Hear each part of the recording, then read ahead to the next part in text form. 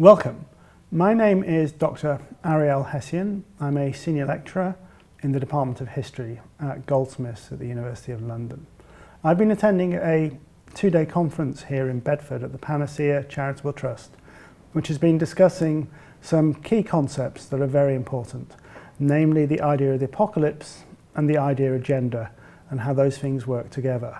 Now, in this conference, many of the speakers will be using words that are perhaps unfamiliar to you or a little bit too technical. So what I'm going to do very quickly is go over some of these technical concepts and explain to you what they mean in hopefully simpler terms. The first one is this word millenarianism. We can define millenarianism in any number of ways, but for our purposes at the moment as an overview, we might want to think of millenarianism as something to do with a religious movement or movements who have a belief, some people might call it a fantasy, in a salvation which has 5 characteristics, I would say. First of all, it's collective, in the sense that this salvation will be enjoyed by the faithful as a group. Secondly, it's terrestrial, in the sense that this salvation will happen on this earth and not in a heaven outside of earth. Thirdly, it's imminent.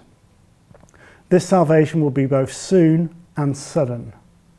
Fourth, it's total. This salvation will utterly transform life on earth so that this new world will be no mere improvement but perfection itself. And finally, our fifth concept is that the salvation is somehow accomplished through a supernatural agency, a way beyond normal human capacity to achieve ultimate salvation for the group. More technically, we might say that millenarianism derives from the word millennium, literally a 1,000-year period. More specifically, in Christian thought, a 1,000-year period of blessedness, which either begins or ends with the second coming of Christ. An associated concept is that of apocalypse, which comes from the Greek word revelation, and is sometimes used as an alternative title for the last book of the New Testament, namely the book of Revelation, which is sometimes known as the Apocalypse.